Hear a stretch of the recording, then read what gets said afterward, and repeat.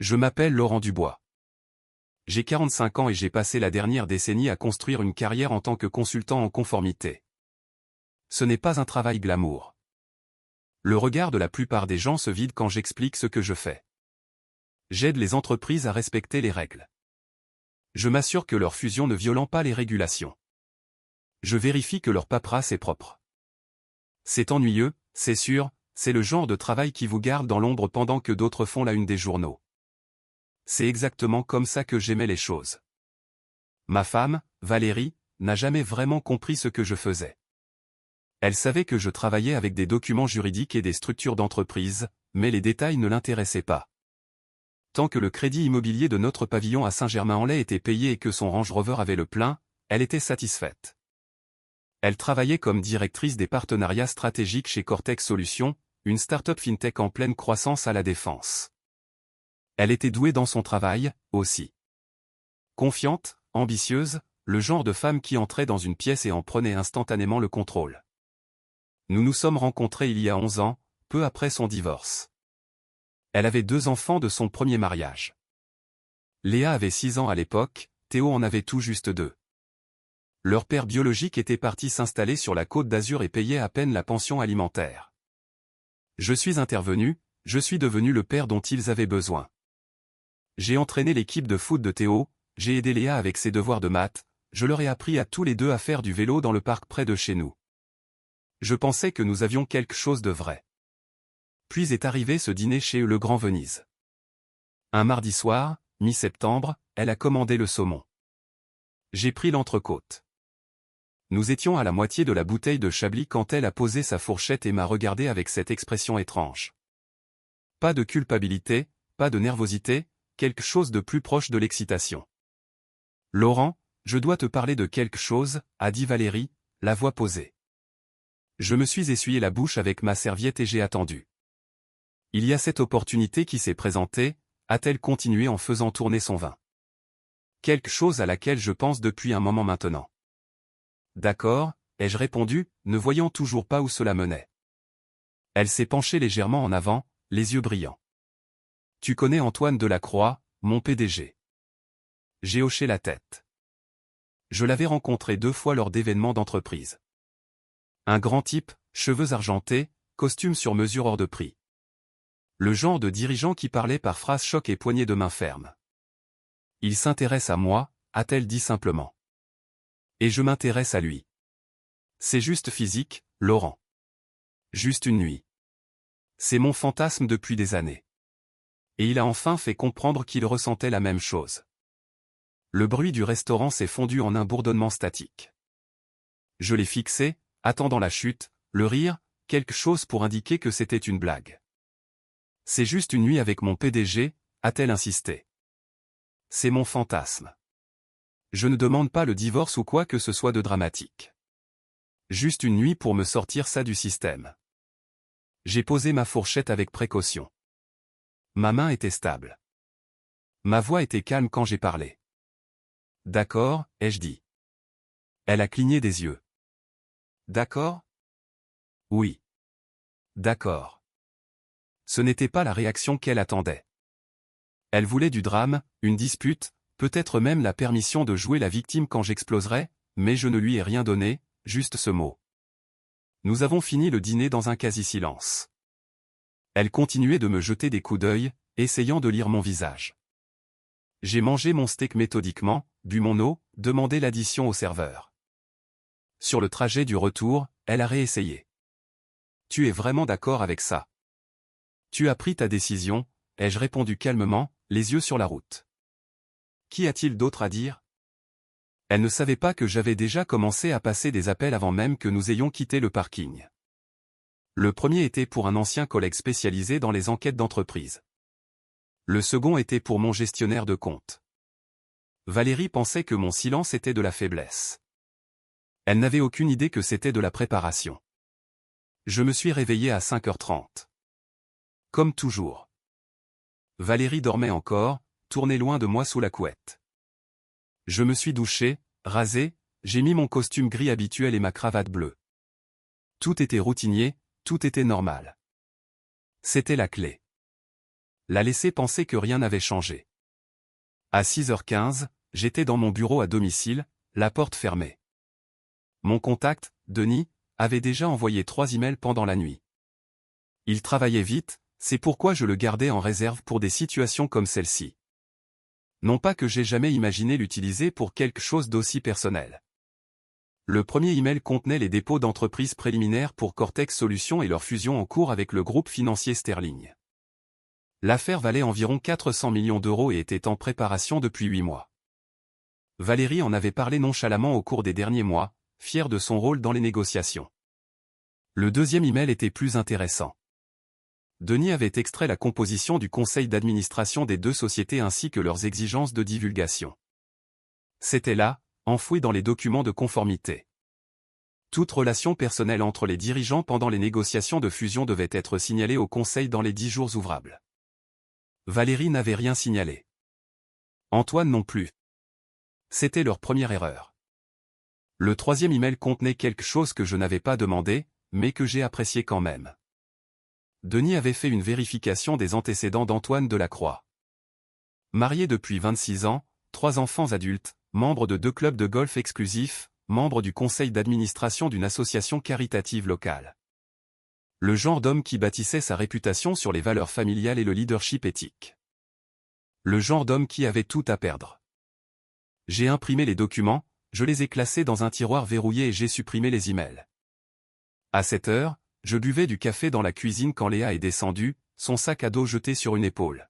« Bonjour papa », a-t-elle dit en attrapant une barre de céréales dans le placard. « Bonjour ma chérie.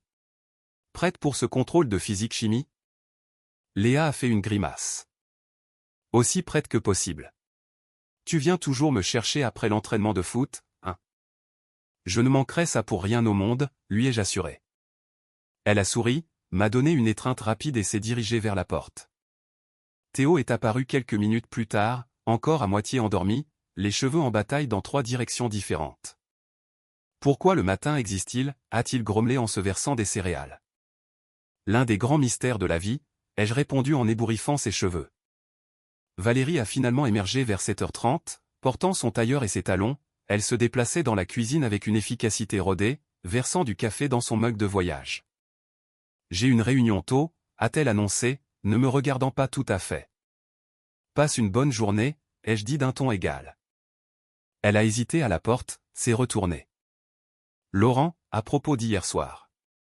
Tu as dit ce que tu avais à dire. Je l'ai interrompu doucement. Pas besoin d'y revenir. Le soulagement a inondé son visage. Elle a hoché la tête, a pris ses clés et est partie. J'ai attendu que sa voiture sorte de l'allée. Puis j'ai passé un autre appel. Celui-ci était pour une avocate d'affaires avec qui j'avais travaillé sur 3 dossiers précédents. Nous avions rendez-vous pour le lendemain matin. Valérie pensait qu'elle contrôlait la situation. Elle était sur le point d'apprendre le contraire.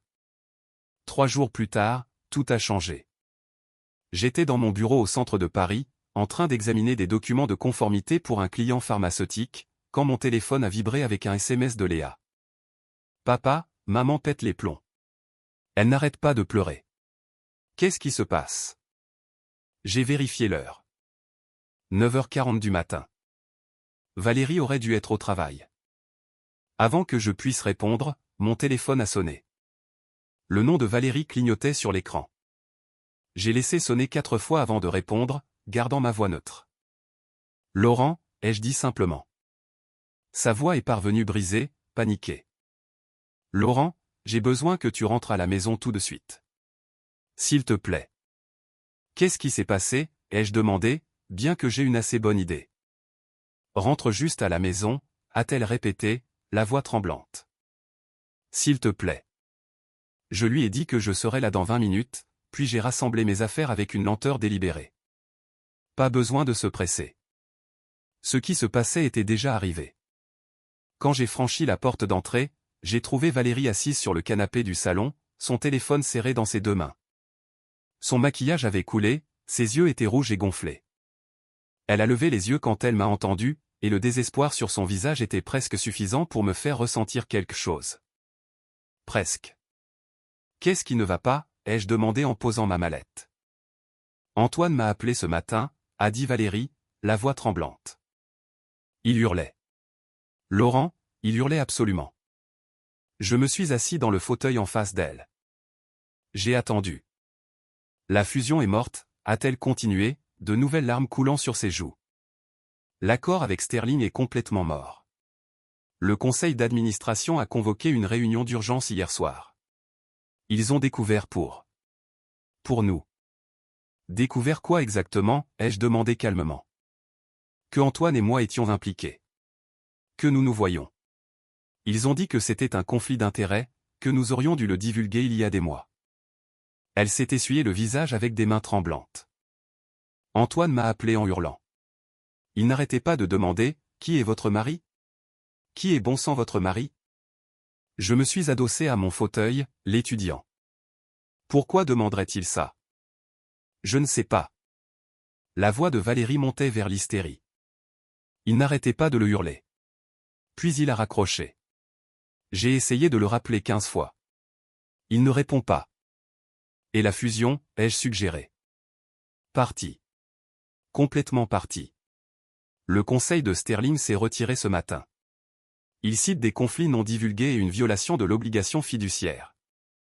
Sa main tremblait tellement qu'elle pouvait à peine tenir son téléphone. Laurent, il parle de virer Antoine. Et les RH m'ont appelé il y a 1 heure. Ils veulent me voir demain matin. Ils ont utilisé les mots mis à pied conservatoire. J'ai hoché la tête lentement, traitant cette information. Je savais déjà. Mon contact chez Sterling Finance avait confirmé le vote du conseil la veille au soir. Le tuyau anonyme sur la relation entre Antoine et Valérie provenait d'une adresse email intraçable. La mienne. Comment ont-ils découvert, a demandé Valérie, ses yeux cherchant désespérément les miens. J'ai soutenu son regard fermement. C'est une excellente question. La réunion RH s'est passée exactement comme je l'avais prédit. Valérie est rentrée cet après-midi-là en ayant l'air d'avoir vieilli de 10 ans en 6 heures. Ils m'ont mise en congé administratif, a-t-elle annoncé, debout dans l'encadrement de la porte de mon bureau. En attendant une enquête interne sur des conflits d'intérêts non divulgués. J'ai levé les yeux de mon ordinateur portable. Ont-ils dit pour combien de temps? Indéfiniment. Sa voix était creuse. Ils ont pris mon badge, mon ordinateur, mon téléphone. Ils m'ont fait tout rendre comme si j'étais une sorte de criminel. Procédure standard, ai-je observé. Procédure standard? La voix de Valérie s'est aiguisée. Laurent, ma carrière s'effondre et tu parles de procédure standard? J'ai fermé mon ordinateur, lui accordant toute mon attention. Que voudrais-tu que je fasse à ce sujet? Je ne sais pas, montre une émotion. Agis peut-être comme si tu te souciais du fait que la vie de ta femme implose. Tu as fait un choix, ai-je dit d'un ton égal. Ce sont les conséquences de ce choix. Elle m'a fixé comme si elle me voyait pour la première fois. Tu savais que ça arriverait. Je soupçonnais que ça pourrait, ai-je admis. Comment? Ses yeux se sont plissés. Comment pouvais-tu le savoir? Je me suis levé, j'ai marché vers mon classeur et j'en ai sorti un dossier. À l'intérieur se trouvaient des copies des documents de fusion, les exigences de conformité, les coordonnées des membres du conseil. Je les avais depuis des jours. Parce que je lis les documents, ai-je dit simplement.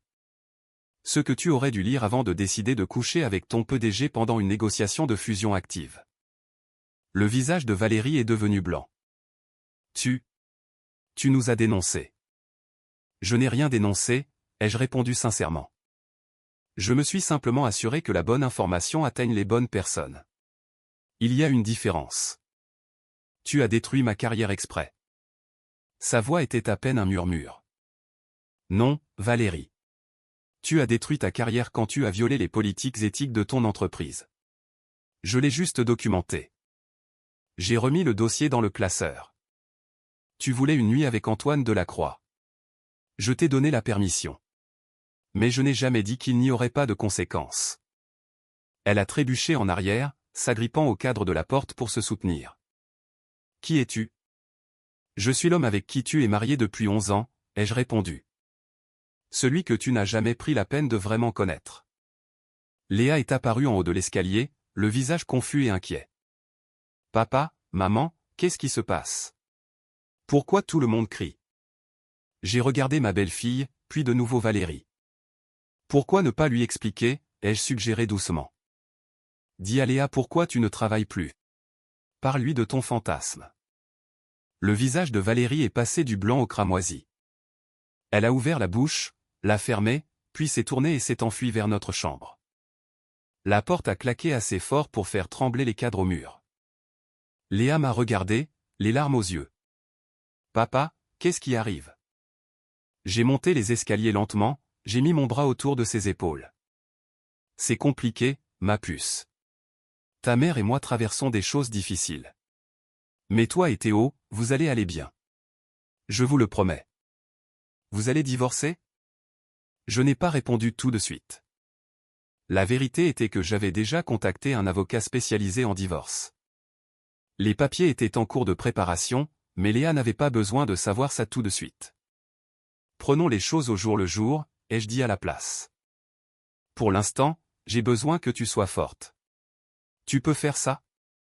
Elle a hoché la tête contre mon épaule, et je l'ai tenue là un long moment, sentant le poids de ce que j'avais mis en mouvement. Ce n'était que le début. Denis m'a appelé 2 jours après la mise à pied de Valérie. J'étais à mon bureau quand son nom a clignoté sur mon écran. J'ai quelque chose que tu dois voir, a-t-il dit sans préambule. Tu peux me rejoindre chez Bradley's dans 1 heure. Bradley's était un bar calme au centre-ville, le genre d'endroit où les hommes d'affaires avaient des conversations qu'ils ne voulaient pas qu'on entende. Je suis arrivé pour trouver Denis déjà installé dans un box au fond, une épaisse enveloppe Kraft sur la table devant lui. Tu m'as demandé de creuser plus profond sur Antoine Delacroix, a commencé Denis en glissant l'enveloppe vers moi. J'ai trouvé plus que prévu. Je l'ai ouverte avec précaution. À l'intérieur se trouvaient des photos, des relevés bancaires, des reçus d'hôtel. Beaucoup de reçus. Valérie n'était pas la première, a expliqué Denis, gardant la voix basse. Delacroix a eu au moins 3 autres liaisons avec des employés au cours des 6 dernières années. Toutes gardées sous silence, toutes balayées sous le tapis. J'ai étudié les documents, ma mâchoire se serrant. Est-ce que Sterling Finance est au courant de ça? Ils le sont maintenant, a répondu Denis avec un léger sourire. Tuyau anonyme, bien sûr. Envoyé ce matin.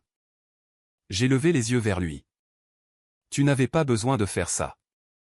Appelle ça une courtoisie professionnelle. Il a haussé les épaules. Un type comme Delacroix ne mérite pas de retomber sur ses pattes après ça. Les photos montraient Antoine avec différentes femmes dans divers hôtels. Les relevés bancaires révélaient des paiements à l'une d'entre elles. Probablement le prix du silence.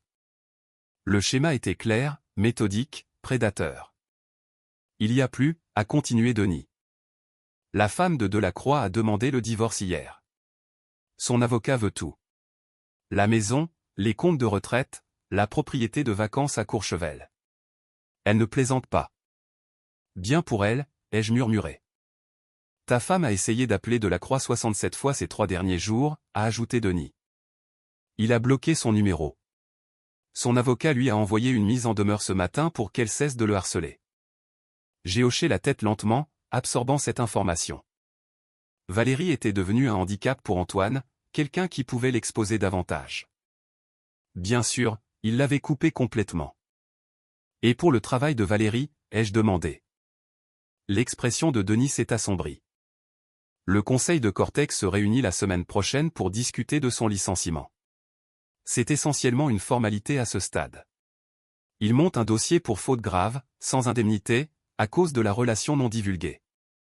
Exactement. Elle a violé la politique de l'entreprise pendant des négociations de fusion active. C'est un motif de licenciement immédiat selon son contrat de travail. J'ai fermé l'enveloppe, je l'ai glissée dans ma mallette. Envoie-moi ta facture. C'est déjà fait, a dit Denis. Laurent, je te connais depuis 15 ans. Je ne t'ai jamais vu comme ça. Comme quoi? Froid. Calculateur. Normalement, tu es le médiateur. Le gars qui trouve un terrain d'entente. Il a étudié mon visage. C'est différent. Elle m'a demandé d'accepter son infidélité, ai-je dit doucement. Elle voulait que je sourie et que je fasse semblant que ça n'avait pas d'importance. Au lieu de ça, j'ai choisi les conséquences. Denis a hoché la tête lentement. C'est juste. Et maintenant? Avocat du divorce, ai-je répondu. J'ai un rendez-vous demain. Je veux la garde exclusive de Léa et Théo. Tu penses que tu l'auras? Valérie a détruit sa carrière par des violations éthiques et une liaison extra-conjugale. Je suis le parent stable, celui qui élève ses enfants depuis 11 ans. J'ai croisé son regard. Oui, je l'aurai. Nous nous sommes serrés la main et je suis parti, conduisant vers la maison avec l'enveloppe brûlant dans ma mallette. Quand je suis arrivé, Léa était assise sur les marches du perron, ses bras enroulés autour de ses genoux. « Papa, on peut parler ?» a-t-elle demandé doucement. Je me suis assis à côté d'elle. « Bien sûr, ma chérie. » « Maman ne veut pas sortir de sa chambre, » a dit Léa, la voix petite. Elle pleure depuis 2 jours d'affilée. Théo n'arrête pas de me demander ce qui ne va pas, et je ne sais pas quoi lui dire. J'ai mis mon bras autour de ses épaules. Dis-lui la vérité. Sa mère a fait des erreurs, et maintenant elle fait face aux conséquences. Léa m'a regardé, ses yeux trop vieux pour ses 17 ans. Est-ce qu'elle t'a trompé? La question directe m'a pris au dépourvu, mais je m'étais promis, plus de mensonges. Oui, ai-je dit simplement. Léa a hoché la tête, de nouvelles larmes coulant sur ses joues. Je vous ai entendu vous disputer. Je l'ai entendu dire quelque chose à propos d'Antoine Delacroix. Elle a essuyé son visage avec colère. Comment a-t-elle pu te faire ça après tout ce que tu as fait pour nous? Les gens font des choix, ai-je dit avec précaution. Parfois, ces choix blessent les gens qui les aiment. Je suis tellement en colère contre elle, a chuchoté Léa. Je sais, ai-je répondu. Moi aussi. Les papiers du divorce sont arrivés à la maison un jeudi après-midi. Je les avais fait livrer par huissier. Pas d'avertissement de courtoisie. Valérie a ouvert la porte pour trouver un huissier tenant un dossier.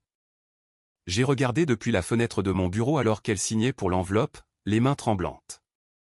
Elle est restée sur le perron un long moment, fixant juste le papier avant de finalement rentrer. Elle m'a trouvé dans mon bureau, l'enveloppe serrée dans sa main aux jointures blanches.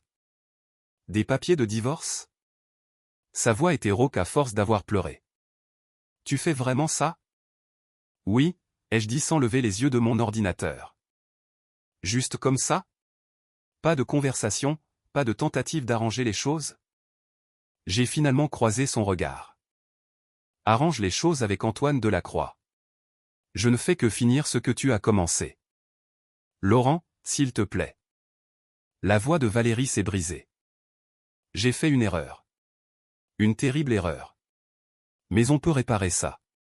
On peut aller voir un conseiller conjugal. On peut. Lis la page 7, les jeux interrompus. Elle a ouvert l'enveloppe avec des doigts tremblants, a feuilleté les pages. Son visage est devenu pâle en lisant l'arrangement pour la garde. Garde exclusive, a-t-elle chuchoté. Tu demandes la garde exclusive de Léa et Théo. Oui. Tu ne peux pas faire ça. Ce sont mes enfants. Ce sont tes enfants de ton premier mariage, ai-je corrigé. Je suis leur père depuis 11 ans. Je suis celui qui les a élevés pendant que tu te concentrais sur ta carrière. Je suis le parent stable. Le tribunal le verra. C'est cruel, a dit Valérie, la voix montant. Tu me punis en me prenant mes enfants. Je les protège, ai-je répondu fermement. Tu as détruit la stabilité de notre famille. Tu as perdu ton emploi pour des violations éthiques. Tu as eu une liaison avec ton patron marié. Penses-tu vraiment qu'un juge te verra comme la meilleure option? Elle a trébuché en arrière, se rattrapant au cadre de la porte. Je n'aurais jamais pensé que tu pouvais être aussi froid. Tu n'as jamais vraiment pensé à moi du tout, ai-je observé. C'était toujours ça le problème. Léa est apparue en haut de l'escalier, son sac à dos sur une épaule. Elle avait manifestement tout entendu. Papa a raison, maman, a dit Léa calmement. Valérie s'est retournée, l'espoir traversant son visage. Léa, ma chérie, tu ne comprends pas. Je comprends parfaitement, l'a coupé Léa. Sa voix était calme mais ferme. Tellement semblable à la mienne, c'en était presque étrange. Tu as trompé papa. Tu as ruiné ta carrière. Maintenant tu perds tout. Elle a fait une pause. Et honnêtement, tu le mérites. Les mots ont flotté dans l'air comme un coup physique. Le visage de Valérie s'est effondré, les larmes ruisselant sur ses joues. Léa, s'il te plaît, a supplié Valérie. Ne prends pas parti. Je suis ta mère. Tu as arrêté d'agir comme ma mère quand tu as décidé que ton fantasme était plus important que notre famille, a répondu Léa. Elle a descendu les escaliers en passant devant Valérie sans un autre regard. Papa, je suis prête à y aller. L'entraînement de foot commence dans 20 minutes. Je me suis levé, j'ai pris mes clés. On y va. En partant, je pouvais entendre Valérie sangloter dans le couloir. Théo est sorti de sa chambre, confus et effrayé. Maman, qu'est-ce qui ne va pas, a-t-il demandé. J'ai hésité à la porte, j'ai regardé en arrière. Théo n'avait que 13 ans, trop jeune pour comprendre pleinement ce qui se passait. Mais il devait savoir, tôt ou tard. Viens, Théo, les jeux appelaient. Tu viens avec nous. Il a regardé entre moi et sa mère en pleurs, puis a fait son choix. Il a attrapé sa veste et nous a suivis, Léa et moi, dehors. Dans le rétroviseur, j'ai vu Valérie debout dans l'encadrement de la porte, nous regardant partir, seule, exactement comme elle méritait de l'être.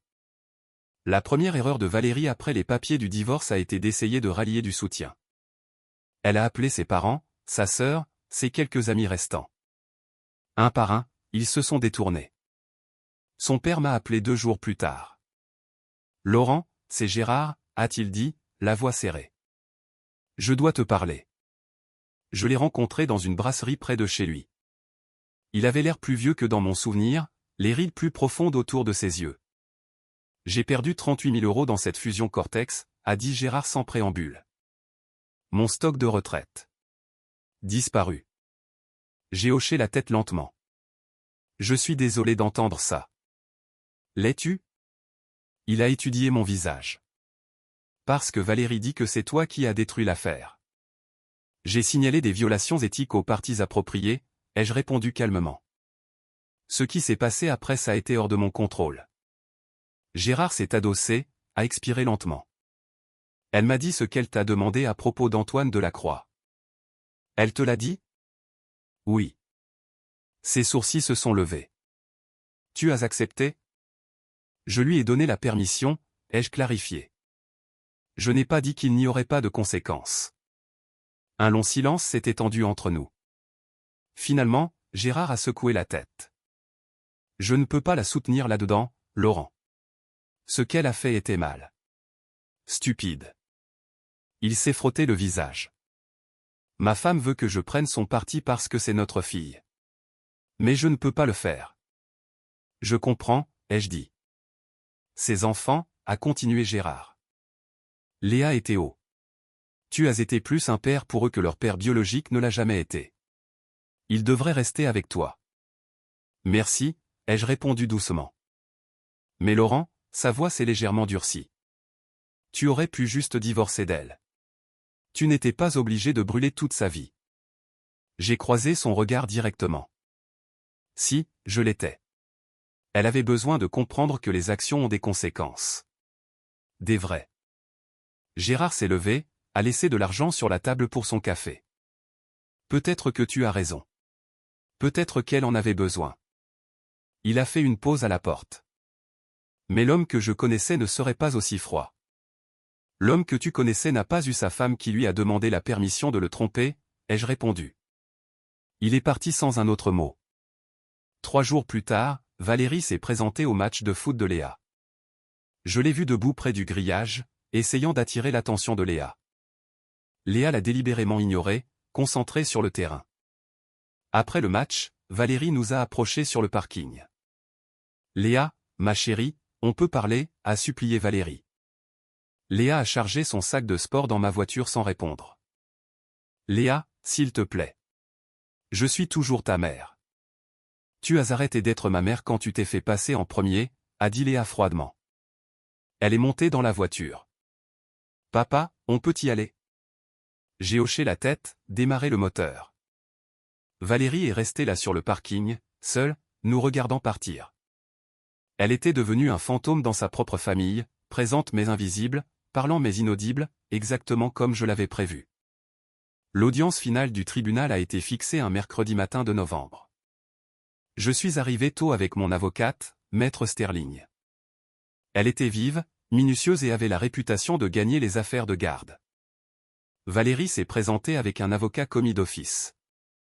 Elle ne pouvait plus se permettre une représentation privée. La juge, une femme sévère nommée Patricia Holmes, a examiné les dossiers pendant 10 minutes avant de parler. Ceci est une audience pour la garde de Léa, 17 ans, et Théo, 13 ans, a commencé la juge Holmes. Les deux enfants sont issus du précédent mariage de Madame Dubois. Monsieur Laurent Dubois demande la garde exclusive. Maître Sterling s'est levé. Votre honneur, Monsieur Dubois a été le principal dispensateur de soins pour ses enfants pendant 11 ans. Il a maintenu un emploi stable, un logement stable et a été présent pour tous les événements majeurs de leur vie. Pendant ce temps, Madame Dubois a perdu son emploi en raison de violations éthiques et s'est engagée dans une liaison extra-conjugale pendant son mariage. L'avocat de Valérie a essayé d'objecter, mais la juge l'a repoussé d'un geste. J'ai lu le témoignage de Léa, a continué la juge Holmes. Elle a exprimé une préférence claire pour vivre avec Monsieur Dubois. À 17 ans, son opinion a un poids significatif. Votre honneur, elle a été influencée, a commencé l'avocat de Valérie. Elle a été véridique, a interrompu la juge. J'ai également examiné les dossiers scolaires, les dossiers médicaux et les déclarations de caractère. Monsieur Dubois a été un parent constant tout au long de la vie de ses enfants. J'étais assis tranquillement, les mains croisées, regardant la procédure se dérouler exactement comme Maître Sterling l'avait prédit. Théo est plus jeune, a continué la juge Holmes, mais le rapport de son psychologue indique qu'il se sent plus en sécurité avec Monsieur Dubois. Le schéma est clair. Valérie pleurait silencieusement, ses épaules tremblant. Par conséquent, j'accorde la garde principale des deux enfants à Laurent Dubois, a déclaré la juge. Madame Dubois aura un droit de visite surveillé un week-end sur 2, en attente de révision dans 6 mois. Le marteau est tombé. Juste comme ça, c'était fini. Valérie s'est effondrée sur sa chaise, son avocat essayant de la consoler. Je me suis levé, j'ai serré la main de Maître Sterling et je suis sorti de la salle d'audience. Léa et Théo attendaient dans le couloir avec ma sœur. Alors, a demandé Léa anxieusement. Vous restez avec moi, ai-je dit simplement. Elle a jeté ses bras autour de moi, et Théo s'est joint à l'étreinte. Derrière nous, j'ai entendu les gémissements de Valérie résonner dans le couloir du palais de justice. Je n'ai rien ressenti. Pas de satisfaction, pas de regret, pas de culpabilité, juste la certitude tranquille que justice avait été rendue. La chute d'Antoine a été spectaculaire et publique. La nouvelle a éclaté 3 semaines après l'audience de garde. L'avocat du divorce de sa femme avait divulgué des documents à la presse, preuve de multiples liaisons, détournement de fonds de l'entreprise, règlement de harcèlement payé avec l'argent de la société. Le conseil de Cortex l'a licencié sans indemnité. Sterling Finance l'a poursuivi personnellement pour rupture de contrat. Son adhésion au club de golf a été révoquée. 3 associations caritatives l'ont retiré de leur conseil d'administration. L'homme qui avait été le fantasme de Valérie est devenu un conte moralisateur. Je lisais à ce sujet sur mon ordinateur portable quand Léa est entrée dans mon bureau. « Papa, maman est dehors », a-t-elle dit doucement. « Elle veut te parler. » J'ai regardé par la fenêtre. Valérie était assise dans sa voiture, une vieille Renault Clio que je ne reconnaissais pas. Le Range Rover était parti depuis longtemps, saisi quand elle ne pouvait plus faire les paiements. « Dis-lui que je sors dans 5 minutes, » ai-je dit. Léa a hésité. « Papa, elle a l'air mal. » Vraiment mal. J'ai fermé mon ordinateur et je suis sorti. Valérie avait pris des années en quelques mois. Ses cheveux grisonnaient, tirés en arrière dans une queue de cheval désordonnée. Les vêtements coûteux avaient disparu, remplacés par un simple pull et un jean. Elle semblait petite, diminuée. « Laurent » a-t-elle dit alors que j'approchais. « Merci de me voir. »« Qu'est-ce que tu veux, Valérie ?»« J'ai trouvé un travail » a-t-elle dit. Assistante administrative dans un petit cabinet d'avocat. Ce n'est pas grand-chose, mais c'est quelque chose. Elle a fait une pause. Je déménage à Grenoble. Pour recommencer à zéro. Bien pour toi, ai-je répondu de manière neutre. Je voulais demander à propos de voir les enfants, a continué Valérie. Mes visites surveillées. Je sais que je n'ai qu'un week-end sur 2, mais peut-être qu'on pourrait arranger quelque chose de plus flexible. C'est entre toi et tes enfants, ai-je dit. S'ils veulent te voir, je ne les en empêcherai pas, mais je ne les forcerai pas non plus. Son visage s'est légèrement chiffonné. Léa ne retourne pas mes appels. Théo a bloqué mon numéro. Peux-tu les blâmer? Non, a-t-elle chuchoté. Je ne peux pas. Elle m'a regardé alors. Vraiment regardé. Je suis désolé, Laurent. Pour tout. Pour ce que j'ai demandé. Pour ce que j'ai fait. J'ai jeté quelque chose de vrai pour quelque chose qui n'a jamais été réel du tout. Oui, c'est ce que tu as fait, ai-je convenu. Penses-tu qu'ils me pardonneront un jour? Peut-être, ai-je dit honnêtement. Mais ce n'est pas ma décision à prendre. Tu as détruit leur confiance. Tu devras la reconstruire toi-même. Si tu le peux. Valérie a hoché la tête, essuyant ses yeux. Je mérite ça. Oui. Elle a commencé à retourner dans sa voiture, puis s'est arrêtée. Pour ce que ça vaut, tu as été un meilleur père pour eux que je n'ai été une mère. Ils ont de la chance de t'avoir. Je n'ai pas répondu. Elle est partie lentement, et j'ai regardé jusqu'à ce que sa voiture disparaisse au coin de la rue. Léa m'a rejoint sur le perron. Elle part vraiment? On dirait bien, ai-je confirmé. Bien, a dit Léa fermement. Puis plus doucement, tu penses que je devrais l'appeler? Éventuellement? J'ai mis mon bras autour de ses épaules. C'est ton choix, ma puce. Celui de personne d'autre. Elle a hoché la tête, s'appuyant contre moi. Merci, papa. Pourquoi? Pour nous avoir protégés, a dit Léa simplement. 10 mois plus tard, la vie avait trouvé un rythme confortable. Léa a obtenu son bac avec mention. J'étais assis dans le public en la regardant lors de la cérémonie, sentant la fierté gonfler dans ma poitrine. Valérie n'était pas là. Léa l'avait invitée, mais elle a décliné, disant que ce serait trop gênant. Théo a intégré l'équipe de foot du lycée en tant que titulaire. J'ai coaché ses matchs depuis les gradins, criant des encouragements, gémissant quand il manquait une passe. Nous étions devenus une unité soudée, tous les trois. Soirée cinéma le vendredi, petit déjeuner ensemble le dimanche, devoirs sur la table de la cuisine, des routines simples qui signifiaient tout. J'avais aussi commencé à voir quelqu'un. Elle s'appelait Claire, une professeure à l'école de Théo. Nous nous étions rencontrés lors d'une réunion parents-prof. Elle était gentille, patiente, sincèrement intéressée par mon travail. L'opposé de Valérie en tout point. Léa approuvait. Elle est bien pour toi, papa. Tu souris plus. Je souris plein de fois, ai-je protesté. Non, c'est pas vrai, est intervenu Théo. Tu es comme un robot la plupart du temps, mais avec Claire, tu es vraiment humain. J'ai ri, ébouriffé ses cheveux. Merci pour ça. Un soir, alors que je rangeais la vaisselle, mon téléphone a vibré. Un SMS d'un numéro inconnu. J'ai vu les photos du bac de Léa sur Facebook. Elle est magnifique. Je suis fier d'elle. Dis-le-lui pour moi.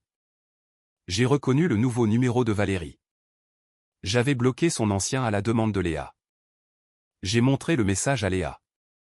Elle l'a lu, son expression illisible. Qu'est-ce que tu veux faire, ai-je demandé.